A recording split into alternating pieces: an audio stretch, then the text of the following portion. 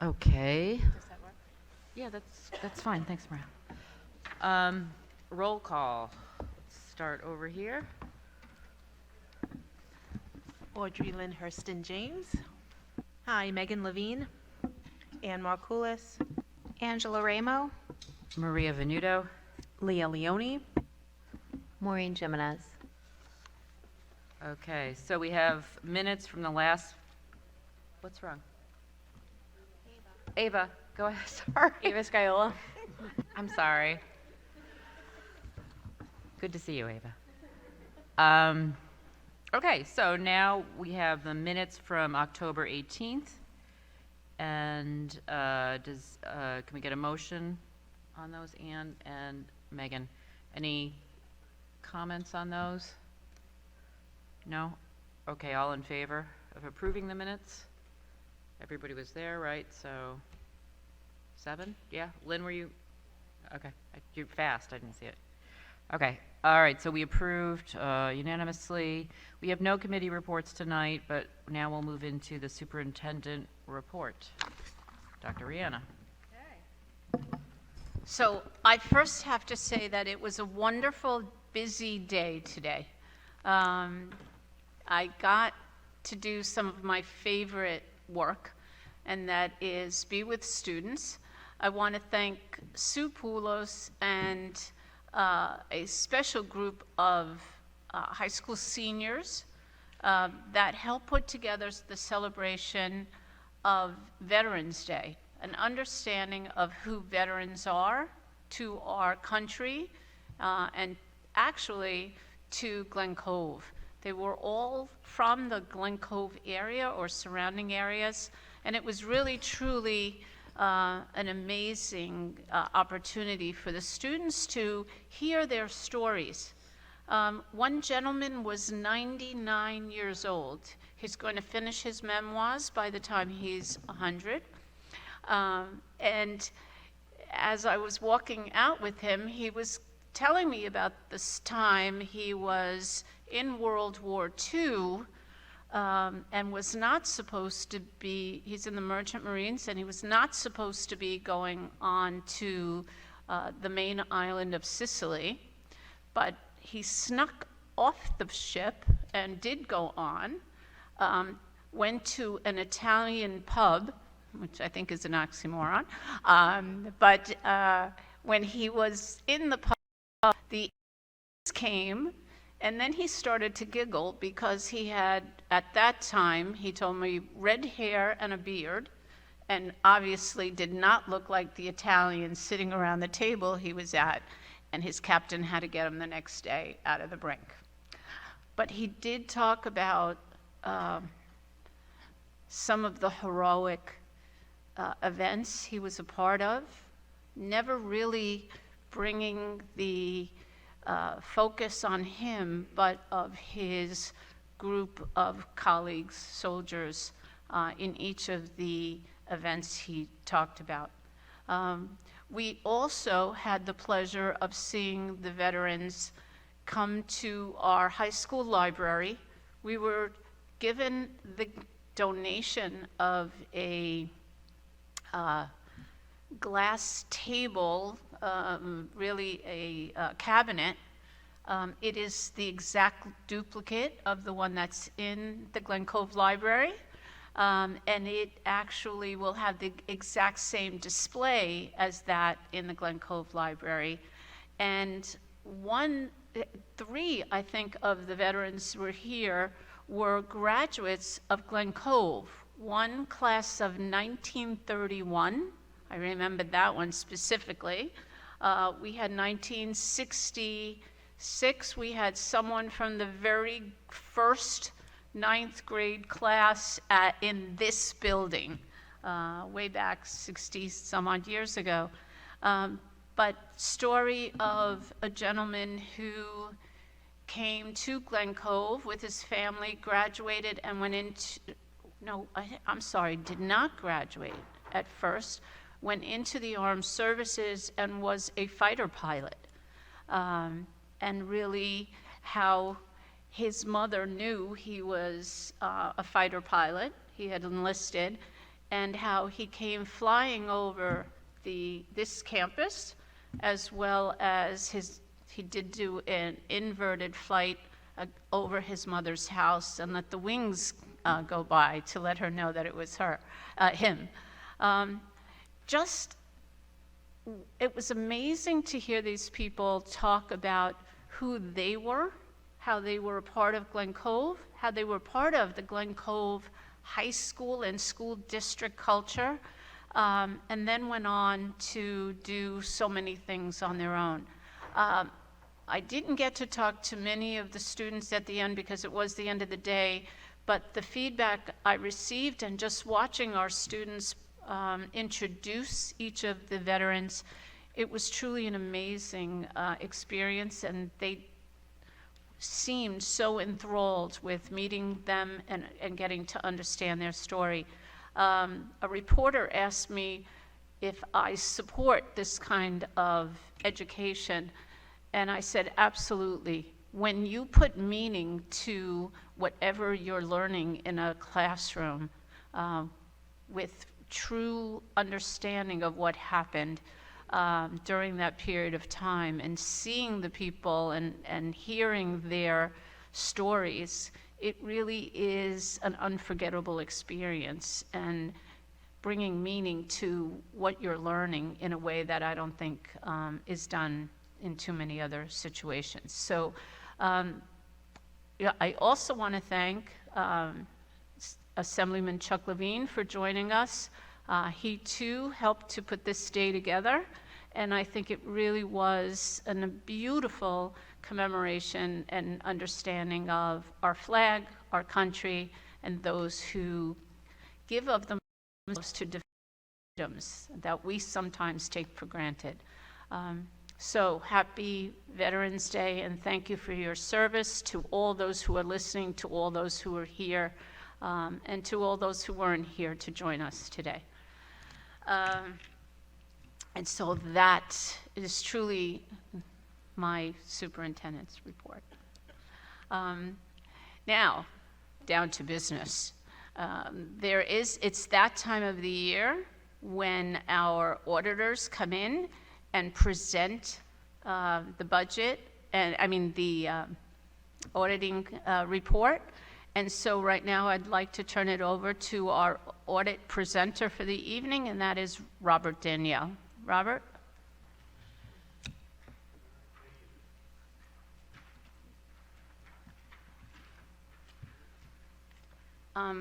You guys might want to sit in the front row just to be able to see that better.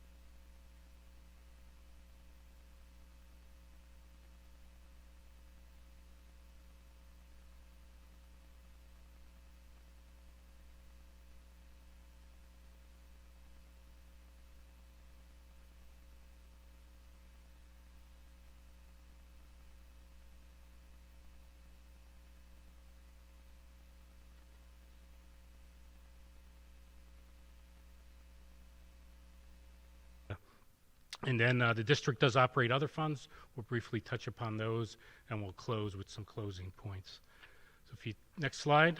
Again, although we do prepare the financial statements, they're ultimately the responsibility of management. So management must maintain effective internal controls throughout the year, must comply with laws, regulations, and provisions of contracts, and really make all the information available to us so that we can complete the audit. Next page. We take all that information and we form an opinion on the financial statements taken as a whole. We've issued what is termed an unmodified opinion. An unmodified opinion is a clean opinion. It's the highest level of opinion that an entity can receive, and it basically states that the financial statements present fairly the financial position of the district at June 30th, 2023, and in accordance with the accounting standards. We also issue a report that's called a Yellow Book report, which is a report on controls and compliance. We did have a couple of comments, but nothing rose to a level that we call a material weakness or a significant deficiency. Because the district does receive and expend in excess of $750,000, we also have to perform what is called a compliance audit on those major federal programs. And what that means is not only do we look at the dollars, but we make sure that the dollars are spent in accordance to the terms of those specific grants. There are certain required communications together with our management letter. We also audit the extra classroom activity funds and issue a separate report. If there was any fraud or illegal acts that were noted, obviously you would know about that before we got to this point, so no fraud or allegations of fraud to report. We encounter no difficulties in the conduct of our audit, and again, business office very cooperative. If we turn to the next slide, page 5, this is a high-level look at your general fund, which is the main operating account. You can see there are 5 columns. The original budget is the first column, and that's what the voters approved back in the spring of 2022. Again, from a high level, the district is over $100 million, a little over $100 million in revenues, $101 million in expenditures, representing a shortfall, if you will, of $1.2 million. And when you factor in transfers, mainly to the capital projects fund to continue district-wide improvements, you come down to that bracket at $2.7 million, and that's what the district utilized of its own resources to balance the budget and thus provide a form of property tax relief. You can see the middle column is the final budget. No significant changes to the revenues and expenses until you get to the transfers out. You can see that went up by $7.5 million, where the voters did approve the use of $7.5 million to begin capital projects. So that money was moved over to the capital projects fund. Third column is what actually happened. Again, you can see your revenues came in $104.2 million compared to a $100 million budget. So all the way to the right, you can see a favorable variance there of $3.5 million on the revenue side. Next line is your expenditures. You can see that there were expenditure savings to the tune of a little over $6 million. You take your revenues, subtract your expenses and your transfers, and you come down to a net change in fund balance there of $664,000.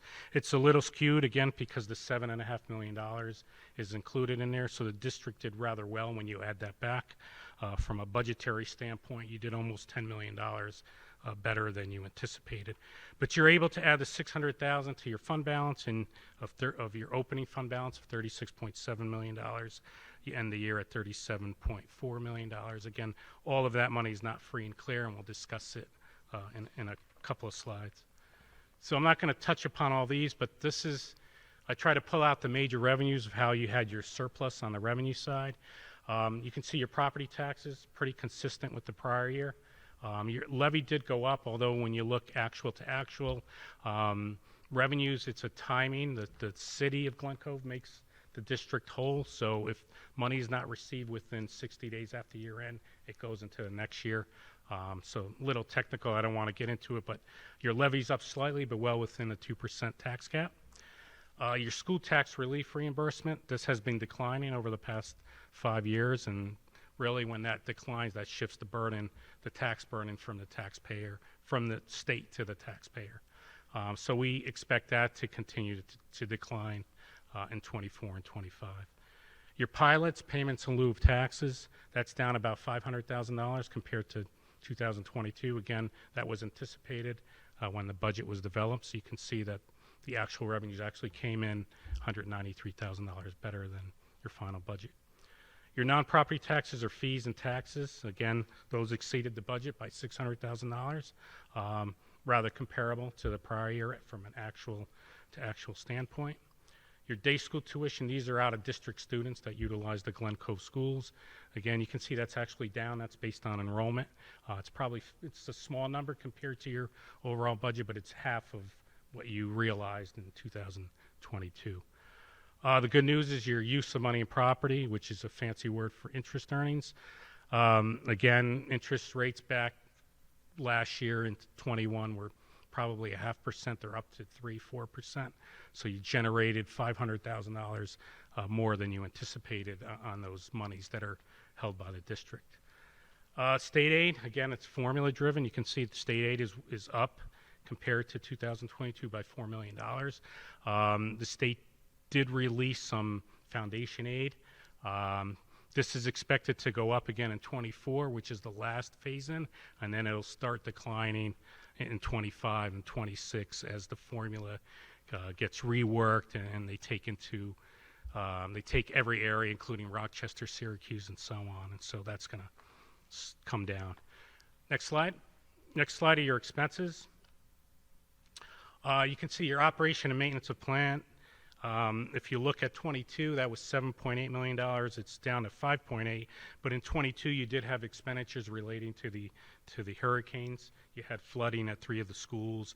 Those monies were included in here. You back those out, you're pretty comparable to 23 to 22.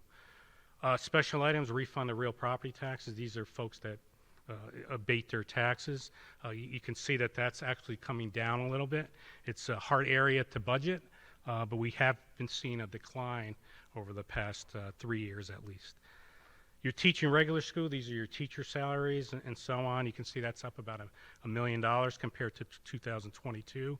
These are contracted salary increases. The district did have a few more retirements than anticipated, so there was some leave payouts that weren't anticipated when the budget was developed. Programs for students with disabilities, that's up about $1.3 million. Again, increase in rates and services for special education students. Pupil transportation, that's up about $200,000. Again, slight increase in special ed transportation and just normal district transportation operating expenses that are up. Teachers' retirement is up compared to the prior year. When you have an increase in salaries, the rates actually went up slightly, and that generates the increase in the retirement system. Health insurance is up about $1 million. Your rates have gone up anywhere from 7 to 10%, and they're expected to go up pretty much the same percentages for the current year. And your debt service is your principal and interest on your outstanding indebtedness, and the district has very low debt. Currently, it did enter into an energy performance contract in 23 of a little over $6 million, and I know you anticipate to borrow or to issue a bond in this coming year as well. Next slide, quickly. I just wanted to show you a trend, a 5-year trend of all the entire revenues and expenses. You can see that in 20 into 21, your expenses dipped, your revenues dipped due to COVID, but now you're back on track in 22 and 23, and your revenues have outpaced your expenditures. As again, in 23, the expenditures are a little distorted because you did transfer $7.5 million. If you back that out, you really had a good year in 23. Next slide. I just wanted to give you, it's hard to see, a composition of your of the breakout of your revenues and expenses. And if you look at the top are the revenues. If you take your real property taxes, which are 66%, in your STAR program, your school tax relief program, almost 4%. That's really 70% of your budget is property taxes. And the STAR program, you get about 20% in state aid, and you have about 4 to 5% in pilots and payments in lieu of taxes. The bottom of your expenses, if you take your instructional expenses, which is your teacher salaries, and add your employee benefits, 3/4 of the budget is salaries and related benefits, and then 9.5%, or actually 9.4%, is what we call general support. Those are your administrative costs, and those are your top drivers of the budget. Quickly, this is a 5-year look back at your fund balance. If we focus on the 23 column, I told you you ended the year with $37.4 million in fund balance. If you go to the top, you can see that $32.1 million is restricted for all of these purposes. The district is one of the only school districts, I believe, in Nassau and Suffolk County that has to pay its own tax when people abate their taxes. So money is set aside based on some legal work to be paid out in subsequent years. You have money set aside for workers' compensation benefits, money set aside for what we call employee benefit accrued liability, and these are unused vacation, sick time, when somebody retires and you pay them out. The other big items there are your employee retirement system contributions, money set aside in case the rates go up and you didn't budget for it, as well as your teacher's retirement system. And you do have a future capital projects which you utilized in 23, and you were able to put money back into it after the transfer. So between the reserve for capital projects and your borrowings, you're able to do some district-wide improvements rather than borrow for the whole thing. And you're at 4% of what we call unassigned fund balance, which is the maximum allowed by New York State law. Quickly, you do operate other funds. You have an active capital projects fund. You did spend almost $5 million in 2023. There's roughly 18 active projects. As I said, you moved over the $7.5 million. You do have $10 million, a little over $10 million in that fund to be used for various purposes. The voters did approve a $30 million bond issue, and I expect that to happen, I guess, in 2024. You do have an active special aid fund to account for your federal and state grants, little over $4.2 million. And again, because the district did expend, it's a low threshold, $750,000, we had to do some compliance work, if you will. You have an active school lunch program that takes in about $2 million. You had a little over $2.1 million in expenses, so some of that fund balance has been used up, so something to look out for. You still have about $100,000 in the school lunch program, but if that happens again in 24, you may run into a deficit. And you have a special purpose fund to account for your extra classroom activity funds. This is just a slide, again, very low debt service compared to a $100 million budget. $750,000 in bonds outstanding. As I mentioned before, you did issue an energy performance contract where it's $6.2 million. That'll be paid over time. As you can see at the bottom, we are required to report the payments to maturity over the next 5 years and then in increments of 5 years. So again, this is going to change if you do some additional borrowings. Not in 24, your first payment probably would be in 25. And that's really it. We'll just close here that the district's in great financial health, and that can be credited to you folks. Continued leadership of the district's board and administration.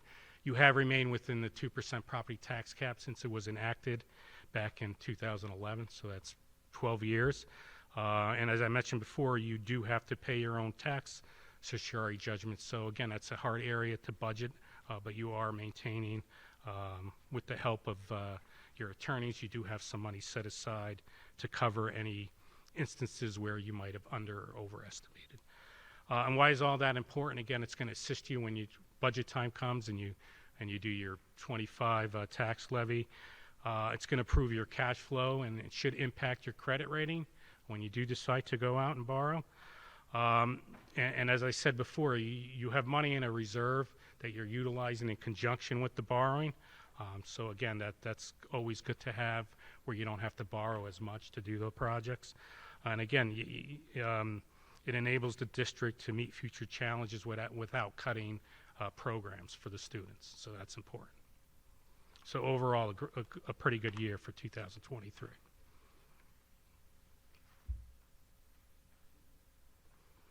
And that's really, yeah, there's a last slide here.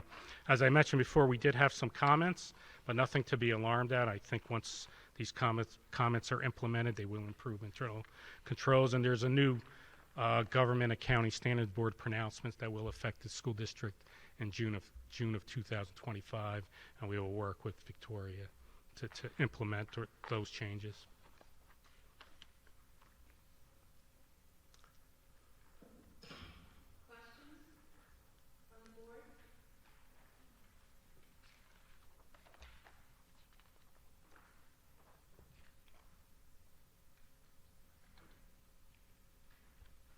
Rob, while they're taking their seats, I just want to thank you for your time and efforts with our accounting and our auditing. It is the guidance given by your firm that helps us to move forward as well. Yeah. So, Thank you, folks. Yep. I'm sorry. Thank you, folks. And again, thank you to Victoria Galante, our Assistant assistant superintendent for business. Much of what we see here and the audit comments about being healthy is, obviously her responsibility to help ensure that we move ahead in a positive way. And the fiscal responsibility, the financial responsibility of this board has been consistent as well, understanding the needs of the district as well as balancing that with the needs of the school district itself and the community. And so this is a report that really is a cooperative effort in moving our district in the right direction.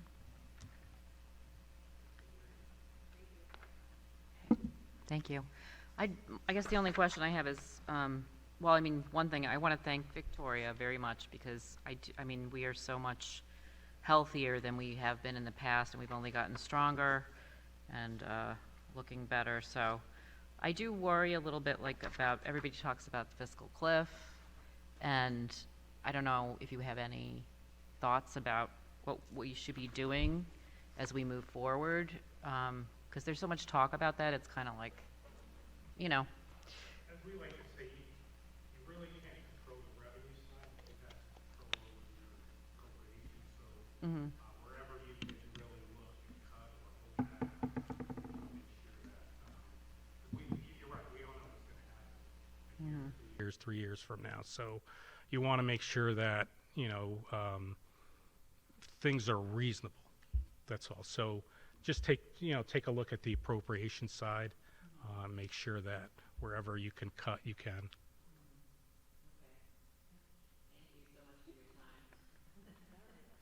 Yeah. Yeah. You know, I don't think it's a matter of just the word cut always seems so drastic. I think it's really understanding the balance of the district, ensuring that what we promote is something we can sustain within the budget without increasing taxes, and that in any situation, we're looking at what programs do need to be modified, what others need to be replaced. So where you may make a cut in one area, you may end up enhancing in another. And so as long as we are able to budget that accordingly and balance it accordingly, and understand what long-term impact those cuts and those additions will be, so that we're not exploding the budget or not using our wisdoms. I knew that was going to get them, right? No, you want to utilize competitive bidding, things like that. So you want to get favorable quotes and things like that. So when you're out there, you know. The board has reviewed their own policies and had the input of Victoria and the auditors in ensuring that we are following the best Practice. procedures so that we are getting the best prices. Fiscally responsible in that manner as well. Right. I think that is a big piece of moving forward as well. Yes. It's not an easy situation, but I think we've moved in the right direction. Our Moody's rating has increased, and that's a good thing.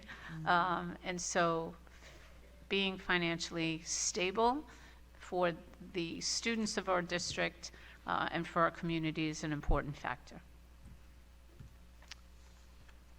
Anybody else have questions? No? Okay. All right, well, thanks very much. Thank you, Rob. Okay, so Ava, do you have a report to share tonight, or? Okay, good. Hi everyone. The students and I are really happy to see all the work being done and the progress being made around the building. It's really exciting. Just to go over each class, the freshman and sophomore classes are working on Christmas fundraisers at the moment with more details to come. The junior class held Trick or Treat Treat on the 30th and it was a success. Now the class is just establishing a date for the annual volleyball tournament. The senior class is holding a flag football tournament tomorrow. The school play is on track and will be performed on December 1st and 2nd. Tickets will start being sold on the 20th. Students can buy tickets in school, and parents can buy tickets using a QR code that will be posted shortly. This coming Monday begins all winter sports and tryouts. Thank you. Thank you, Ava. Okay, so now we're on to public participation on agenda items only. If anybody has questions or comments, you can come up and sign in with Ida. And you have 3 minutes to speak. I guess, looks like the mic is ready, if anybody has anything to share. Okay. Going, gone. Okay. So we're going to move on to the rest of the agenda. Can I get a motion on the instructional report? No, we need, What? Victoria. Oh, yeah, sorry. Go ahead. Based on the recommendation of the superintendent of schools, I ask the Board of Education to approve agenda items on the instructional report 7A, Committee on Special Education, and B, Committee on Preschool Special Education. Okay, now motion? All right, Megan and Ann. Oh, just A, actually, yes, just A. Only A? Yep. Okay. Discussion? Well, Ian and Megan for the motion. And wait, discussion? No? All in favor? Sorry. All right, that's 7 in favor. Okay. Upon the recommendation of the superintendent of schools, a motion is requested for the approval of agenda item 8, business affairs B, 1 through 9. B 1 through 9. Okay. Motion? Angela and Megan? Discussion? All in favor? Okay, that's 7. Okay, so we have some donations from, Did you approve that one already? didn't we just do operations? Yeah. Yeah, I'm sorry. We have a donation of picnic tables from the Daisy PTA. Yes, thank you very much. I'm sure the families will enjoy those. We have, I'm sorry, my screen just died. We have art supplies that were donated by, oh God. Thank you, I just lost that. Yeah, Amanda Morrison, thank you very much for the art supplies. We much appreciated. Anything else I'm missing? And Daisy picnic, Yeah, or Daisy. Daisy PTA donated. Mm-hmm. Yeah, that's great. Okay. All right, and we just approved the budget calendar, correct? Okay, that'll be something to look forward to. Okay, so next is personnel. Based on the recommendation of the superintendent of schools, I ask the Board of Education to approve Section 9 Personnel A Certified 1 through 12 as amended. Can I get a motion? Leah and Maureen, any discussion? All in favor? 1, 2, 3, 4, 5, 6, 7, okay.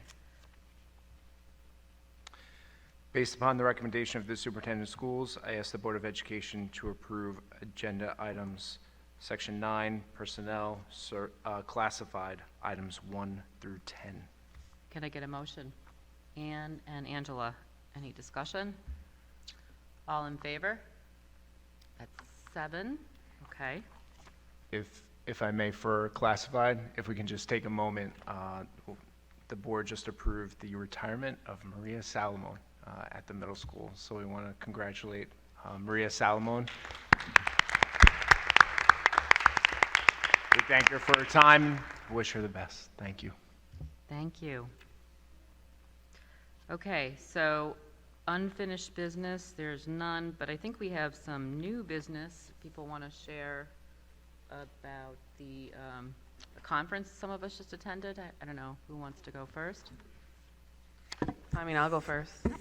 Yeah, Just yeah, you and I are going to wait, but I think Leah, Maureen, and Megan wanted to share tonight, so whoever, go for it. Okay, I guess I'm up first. Okay. So many of us went to the New York State School Board Association convention a couple weeks ago, and as a board member, this is my 4th year, but this is my first time going, and it was fun and interesting and nothing that I expected. So I'm glad I got to go between COVID and teaching and, responsibilities. It's difficult to get away, so I'm really happy that I went. The first presentation that we went to was our very own Dr. Rihanna and Mrs. Doshner, which was exciting and I was proud to be a part of that. They spoke about the Seal of Civic Readiness, which we piloted, I guess it was 3 years ago. And a lot of the workshops I decided to go to were board related, but also like teacher related. So I went to one that talked about accelerating student learning, talking about trying to change that learning loss term to learning leaps, how to engage students, looking at data, providing support. They talked a lot about more face-to-face, smaller groups, and a lot of things that we do here. So I was kind of proud of that too, saying, oh yeah, check, we do that, we do that, we do that. We all went to the keynote speaker that evening, which was Desmond Tutu's daughter, which just blew me away. It was incredible. She spoke about South Africa and apartheid and growing up there. It was super inspirational.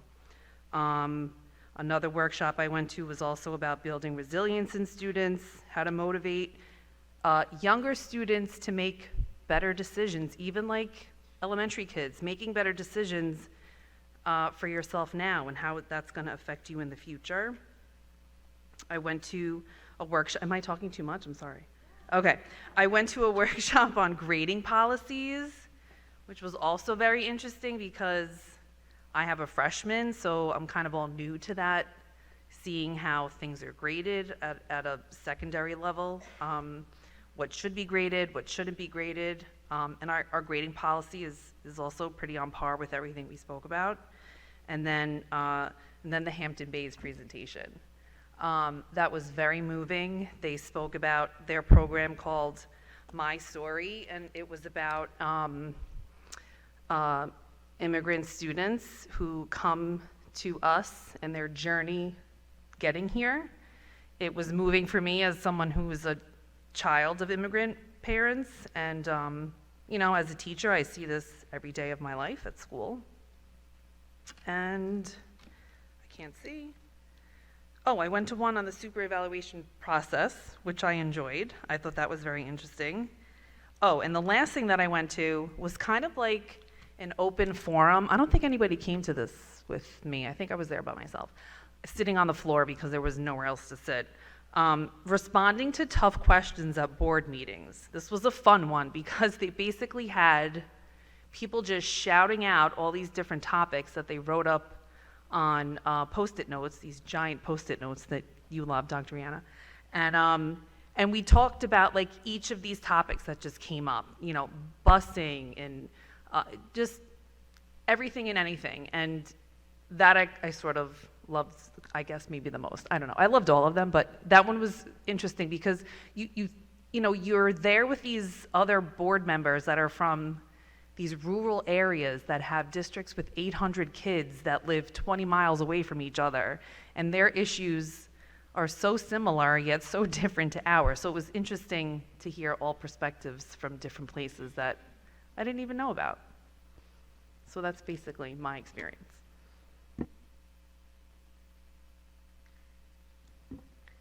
Hi, I just want to echo what Leah said, that it was just a really amazing experience to get to do this.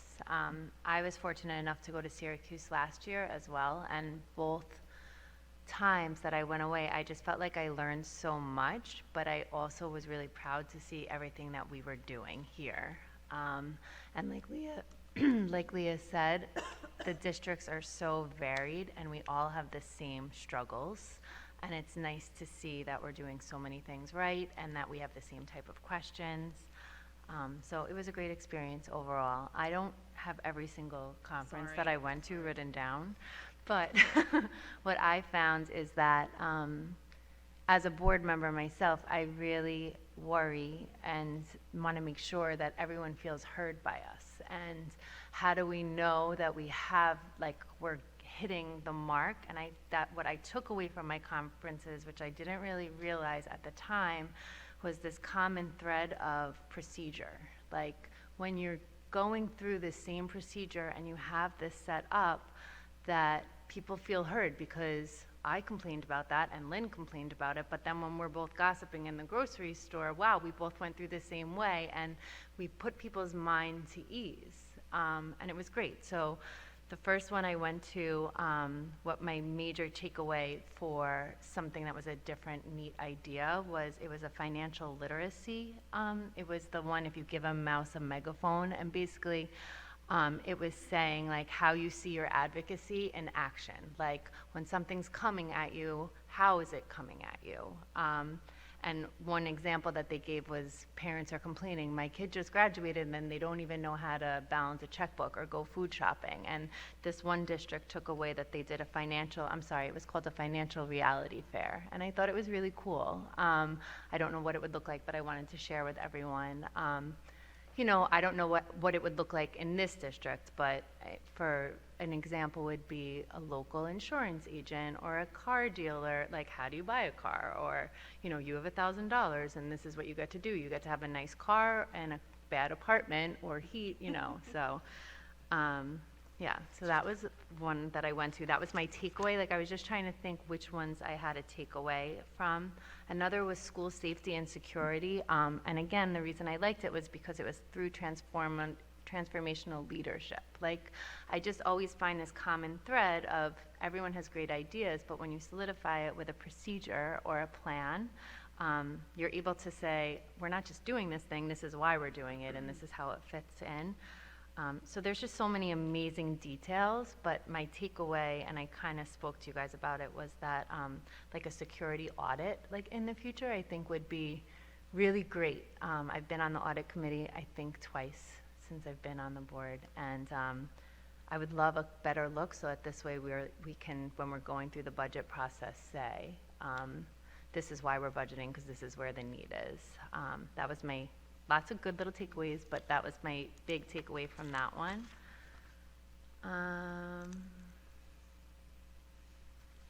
That one turned into a little bit of a sales pitch, so I won't go into that. Oh, and then, and the Hampton Bays one, we've all talked about. It was just unbelievable. If anyone has time to look at the website, it's called My Story, My Voice, and it's a plan. Basically, they've put it into the curriculum, and in year one, these students shared their stories, and they are with the Patchogue Arts Council. So artists came in, and in year 2 or 3, whatever year they're on now, they have art projects that are around the classroom. And then they incorporated their culinary arts program. People brought in foods that have to do with it. And next year, they're gonna incorporate into the curriculum their broadcasting, so they're going to record their stories and videotape them. So I just say to the community, if you could, I've shared it with as many people as I could. It was really amazing, and then it feels like these stories are so overwhelming, but then these kids who, had to swim across rivers to get here, they look at Ellis Island at the end and the Statue of Liberty, and they relate to that. So it just shows like we're all connected and have been. So that was really cool. And the last one I wanted to bring up was a presentation by the superintendent in Oceanside.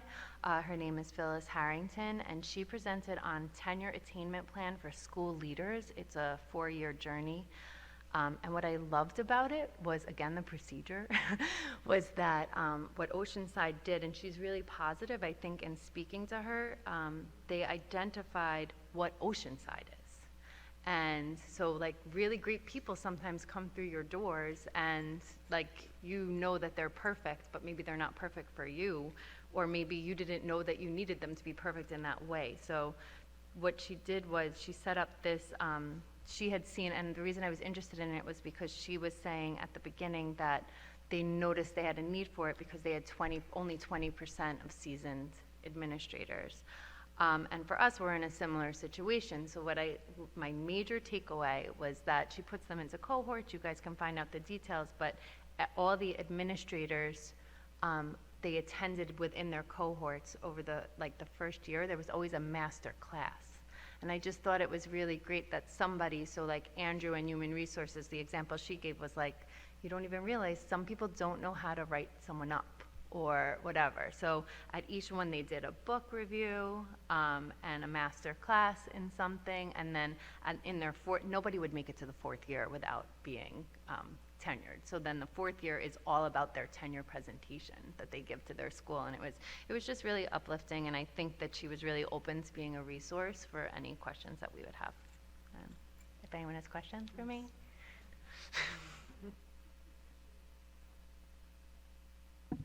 I'll add to that also the whole few days was really a great experience. It taught me a lot about, you know, obviously education outside of Long Island, and also it was my first year attending. It was good to sort of like touch back on some things that, you know, when you started this process of being a trustee, all these big ideas and like, we're gonna do this, and then you sort of like meander and things, you go this way, you go that way, and it was nice to center back and like talk and like be with like-minded and differently minded people about what's going on in education in New York State. And I want to add that our presentation on the seal of civic readiness was my favorite. I thought it was excellent. It was well attended. And I thought it had really great questions and comments. Like, it was a really nice engagement. We had like our other Nassau district friends came, and our Nassau BOCES people came, and it was really great to see some like local support. And it was really nice to see people really inquiring, like, how do you pilot programs in districts? How do you get something new in curriculum that you've already had for X number of years?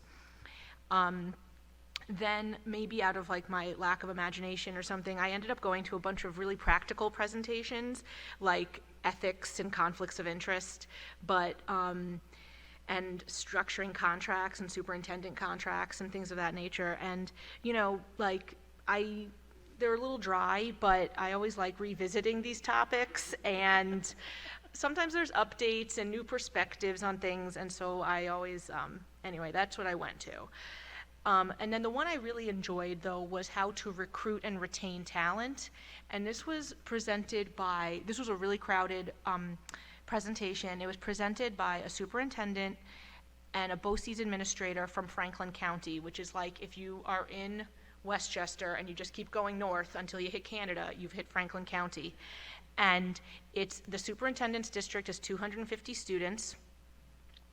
But it was interesting because they were speaking about the really interesting and alarming rate at which people are leaving the teaching profession. And the numbers they were giving statewide were absolutely staggering, and it's within a person's first 5 years of teaching, which isn't necessarily a surprise, but also that this was well before COVID. It wasn't like, oh, this started in 2020. It was like, this has been going on now for like maybe a decade, and, you know, how do you, not that they had issues, no ways to resolve it, but this is the reality. And maybe COVID highlighted it, but this has been going on. And so it was interesting because they were talking about, they did polls of administrators and supervisors and teachers. And it was interesting to hear perspectives of how you retain talent from both the talent themselves, the teachers, as well as the other talent, the administrators and supervisors, and how oftentimes, like, they prioritized totally different things. Like, what was 1, 2, 3 to teachers was like 7, 8, 9 to the administrators, and you're like, oh boy. So, you know, how do you get everyone to sort of see what the other is looking at? And certain parts of the state have a lot more struggles with this than others. But, you know, the discussion was very vibrant and really allowed us all to take something away from each other. Because, like I think, Leah, you said, you know, it's a very different, but it's surprising how similar the issues are, but maybe your solutions will be a little, you know, tailored to what you're dealing with. But basically, it kept coming back to relationships, and how the creation of relationships, laterally and, you know, vertically, will really retain talent, and how to make that relationship not just positive, but supportive for everyone's benefit, for the staff, the students, families, you know, the whole community. And so it was just an interesting perspective on a problem that we're all talking about, but like when, when the rubber meets the road, like, what are you doing about it? And then also just to add to the Hampton Bays presentation, which was really eye-opening, it was a really, I thought also, besides the fact that there was like not a dry eye in the audience, this whole notion of like breaking open the trauma to then using curriculum in school to like break open trauma and then, for lack of a better word, treat it so that these kids can then learn.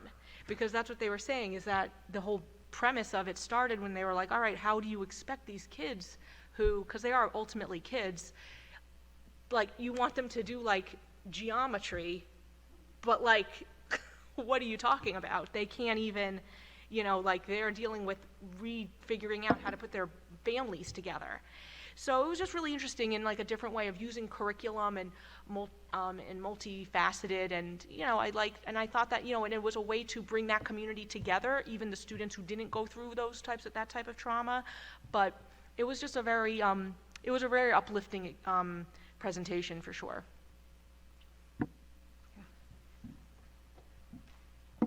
Thank you all for sharing all the experiences you had and all the takeaways.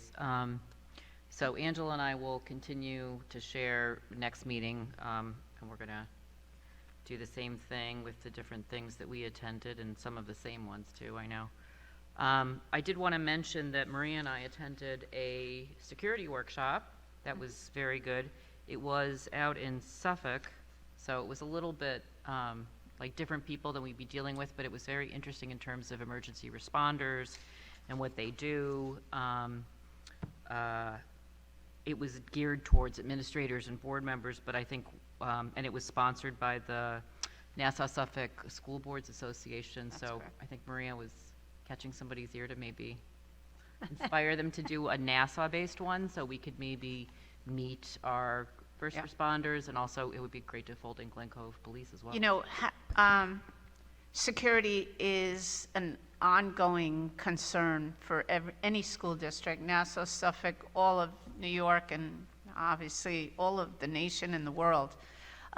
It's important that we share understanding, new technologies, ways that we could enhance our security measures from 1 year to the next, from the beginning of the year to the middle of the year to the end of the year.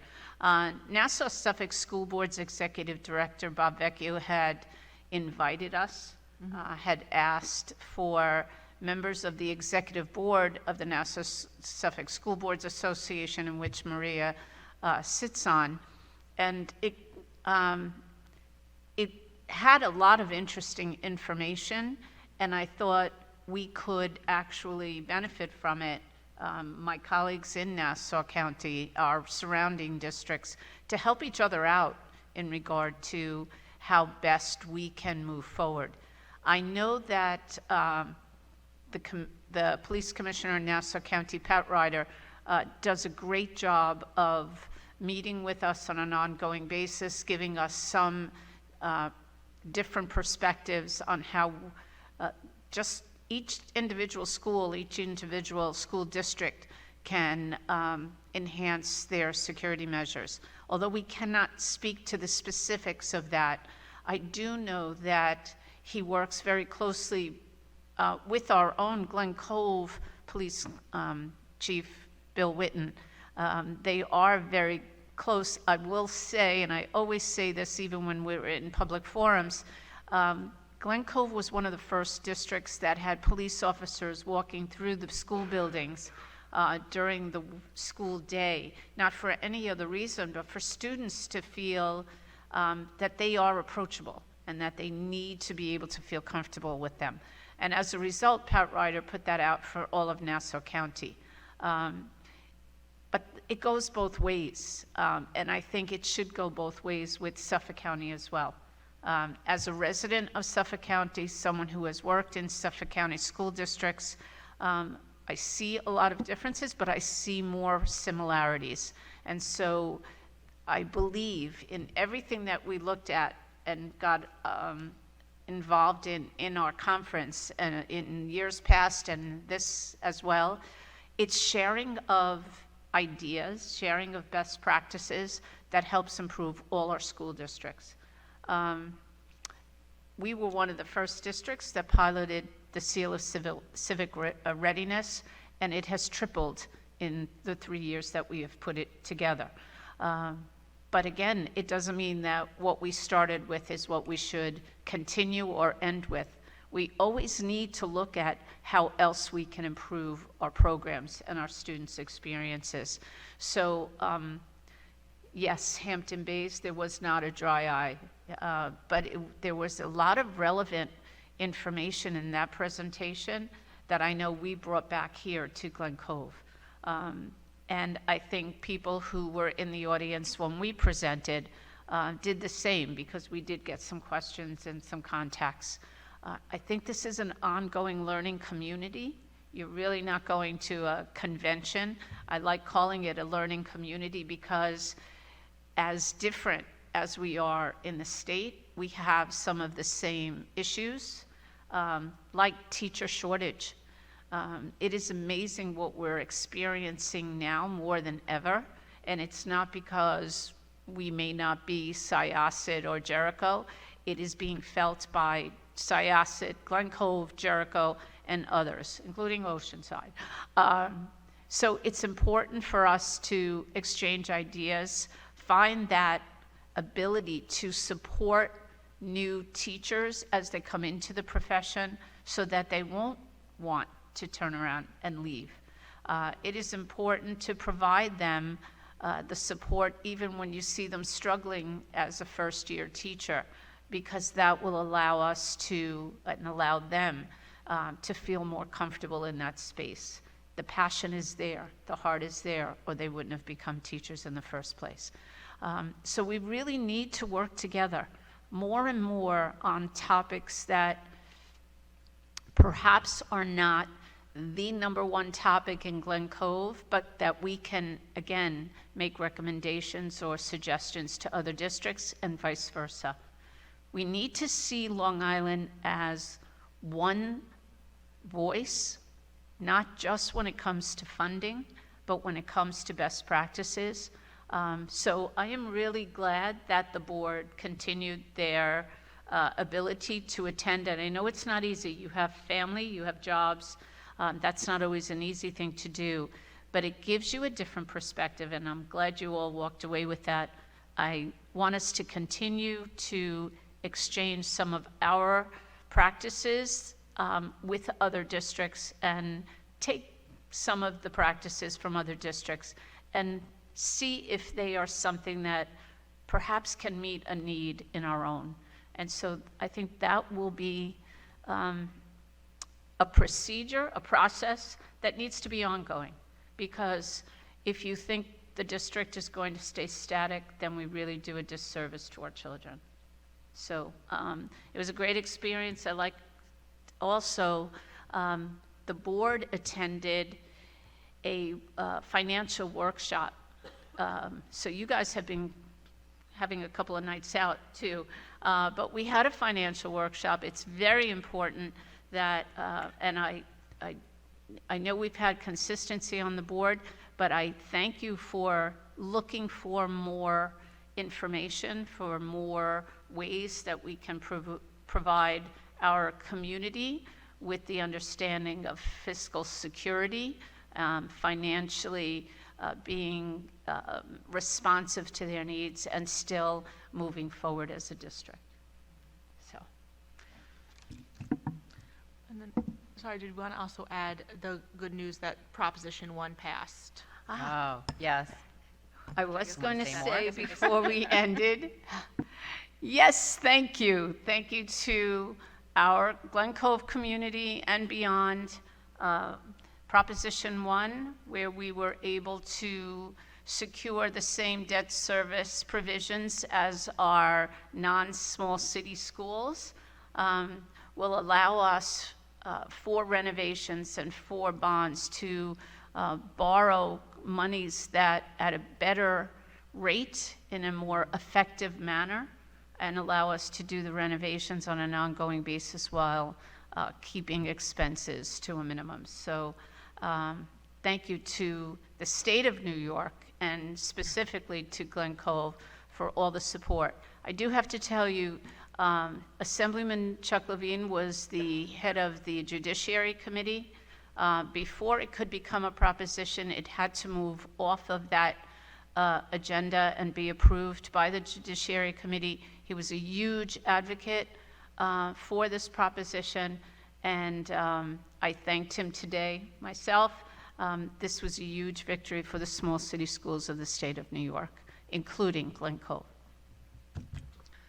Yeah, I was very happy about that, too. And it passed with a very healthy margin, too. so Yes, That was nice yes, to it see. did.